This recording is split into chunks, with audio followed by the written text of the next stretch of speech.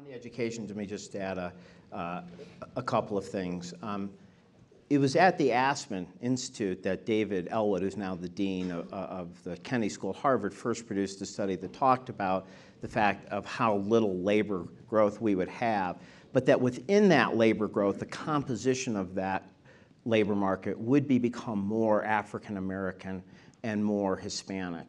So we are at a point right now where I believe our values of wanting an inclusive society where we're reaching out to the youngest and most disadvantaged minority young people and our economic common sense are merging together. I don't, listen, I totally understand the argument and I support it that we should be allowing the top scientists and engineers around the world to be here and that adds to our growth.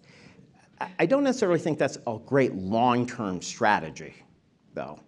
I mean, I think our long-term strategy should be to have more of the young people from minority and Hispanic communities aspiring to fill those spots and seeing those wage gains go to leading to a more equitable society and more of the returns coming here. But to do that, there's one point I have to say.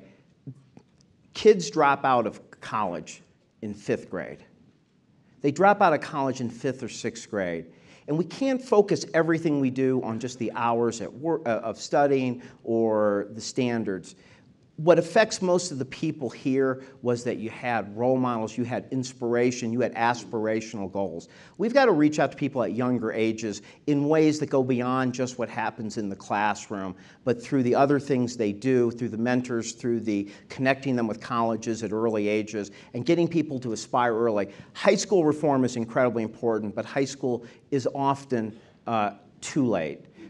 That's one thing. The second thing I wanted to say is that we've focused quite a bit on getting to college. As we all know more, completing college is another issue. And again, you need a lot of intensity for particularly disadvantaged kids as they enter college and in their first year. That will affect a lot whether we get the college completion rates, which will affect a lot who goes on to graduate school and who actually does well in the global economy. And the third thing is the area where we don't spend as much time, and so let me throw this on as an issue for next year, which is what type of education?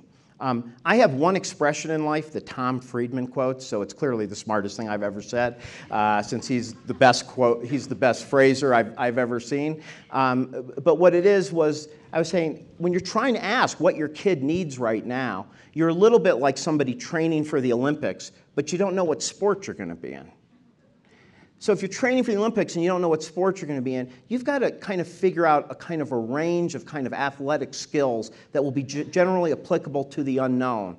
And we've got to try to figure out what are the kind of skills, the learning to learn skills, as Tom says, and other skills that allow people to do well. Is it going to be, I think it may be the ability to kind of work in international teams while having a specialization. We don't spend enough time asking ourselves, what type of education do we need in a world where we don't actually know what's going to be most pressing for our 5th graders when they're 25?